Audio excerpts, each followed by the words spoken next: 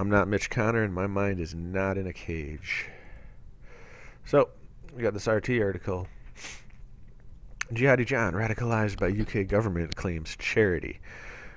Following the identification of the British extremist known as Jihadi John, thought responsible for the execution of a number of ISIS-held hostages, a charity has blamed the UK government for his radicalization.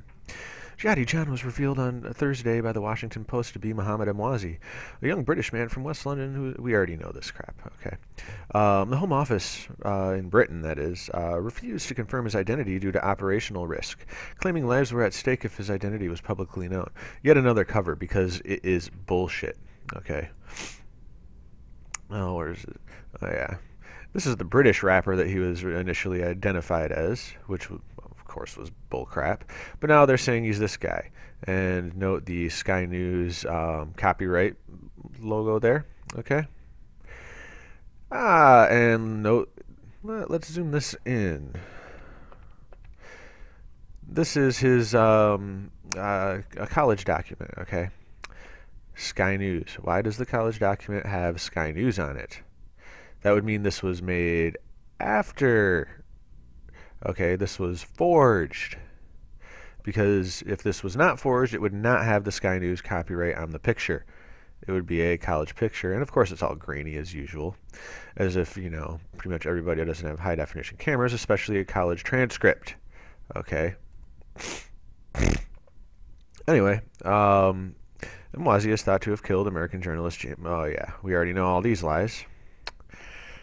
At a press conference Thursday, research director Asim Qureshi documented the communications between himself and Emwazi. He's the research director of CAGE, which, this is CAGE's website. I don't know exactly what CAGE stands for. But we support victims impacted by the war on terror to access due process. Contact us if you've been arrested, raided, or approached by security services. We carry out cutting-edge research, regularly documenting abuses of due process in the context of the war on terror. We provide a voice for survivors of the war on terror, challenging the dominant narrative of suspect communities and the perceived threat of terrorism. We empower communities through workshop events and seminars highlighting and campaigning against state policies. Okay. Being that this is fake, and yet these guys are acting like they corresponded with him and stuff, okay? Which maybe they did, but nonetheless, he's not Jihadi John, okay? This indicates that CAGE is in on it, okay? Now, what they're trying to do to you here, and if you listen to the rest of this video, you will see some evidences for this little thesis, is that they are trying to control your perception. Either you are going to have sympathy for them because, you know, they say that it's Britain's fault radicalizing him. That's the main headline here. Or you are going to be like, kill them motherfuckers, okay? They want you in one of those two opposing ideas rather than realizing this is fake, okay? So where were we? He said the suspected terrorist was in contact with independent advocacy group CAGE for 2 years after UK security forces intervened with his plans to travel to Kuwait and attempted to recruit him as a spy. Yes, they attempted to recruit him as a spy, and they were quite successful, I assure you. CAGE said he was also detained and interrogated in 2009 on what was supposed to be a safari holiday in Tanzania. I have been trying to find out the reason for my refused visa issued from my home country, Kuwait. If you were born in Britain, it's not your home country. I'm pretty sure he was born in Britain. Maybe he was an immigrant. You know, his parents certainly were, according to the story. Maybe I got that detail slightly wrong, but nonetheless, and a way to solve this issue. So through my friends in Kuwait, it has been said to me that Kuwait has no problem with me entering, and the reason for my refusal is simply because the UK agents have told them not to let me in, CAGE reported him as saying. Qureshi called the government's policies suffocating. Like Michael Adebalejo. Wait, who's that? Oh yeah, this guy with the Photoshop blood on his hand, or bad CGI or whatever. You notice the difference there? This was the Woolwich killing back in 2013, and it was fake as hell. And here's my favorite picture right here. where people are walking right by this guy who allegedly has blood on his hands and a fucking butcher knife. And it's no big deal. Go find video on it. You'll see this. Enough people broke it down back in 2013. Okay, you see somebody with a bunch of blood on their hand, a butcher knife, and there's a dead body lying in the street. You don't walk right by him at this close proximity unless it's fake. Okay, unless you think there's nothing actually going on there. Otherwise, you'd be like, I'm not going near that guy. I'm getting the fuck out of here, right? So, oh, that's freaking ridiculous. So, like that other fake guy, that other fake killing, that other fake terrorist, suffocating domestic policies aimed at turning a person into an informant, but which prevent a person from fulfilling their basic life needs, would have left a lasting impression on Mwazi. He desperately wanted to use the system to change his situation, but the system ultimately rejected him. Bullshit. He's a fucking agent, and he pulled off a fake terrorist attack on a soldier. Further said, the government has created a narrative of injustice where Muslims are persecuted and inevitably felt like outsiders. He called for a radical overhaul of the system. But Qureshi, who at one stage during the press conference became tearful and called Mwazi a soft-spoken, beautiful man, is believed to have links to other Islamic campaign groups.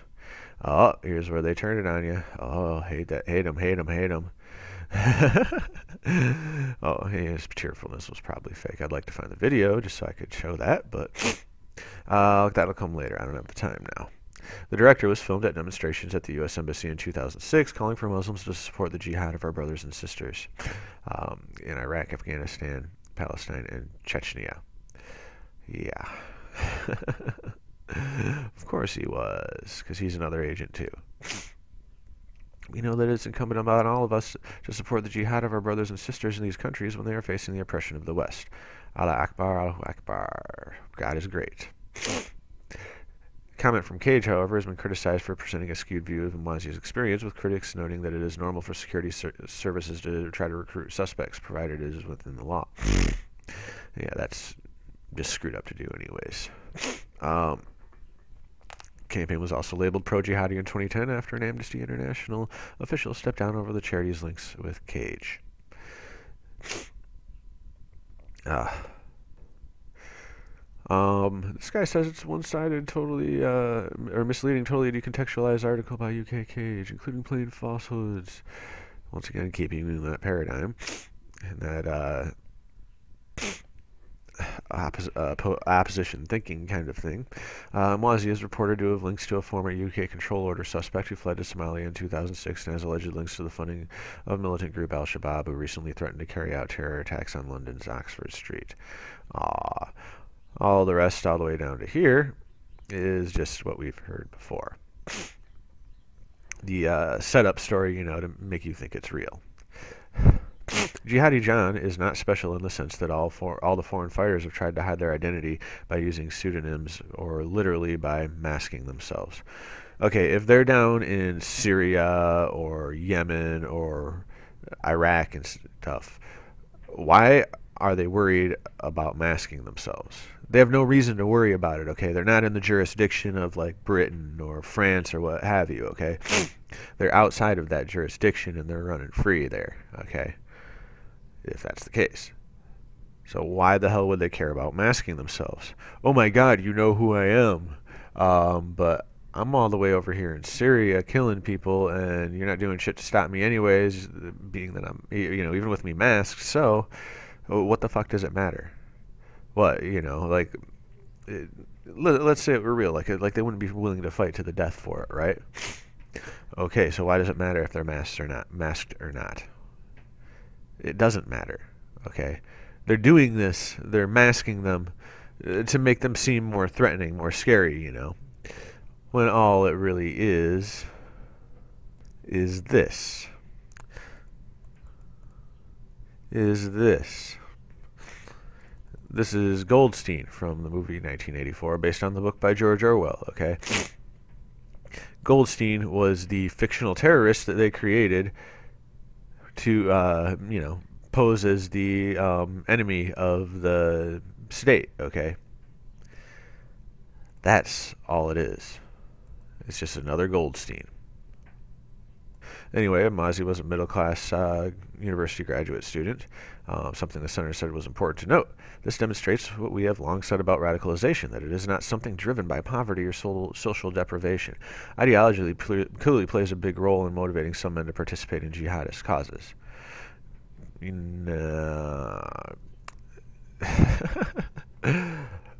No, what motivates it is that it's a fucking psyop and these people are being paid to do what they're doing. British fighters have clearly demonstrated they are not in this conflict to take a back seat. They are full participants in this war, operating as suicide bombers, hostage takers, and executioners. Suicide bombers, dumbest thing ever. And I've talked about the suicide bomber camps that are primarily women being tormented, tortured into a state of mind control to where they end up going and doing it. Hostage takers and executioners. Yeah. Good luck to you if you believe the ISIS lie as far as the Jihadi John, the beheadings, executions go, because they're all fake. Have a good one.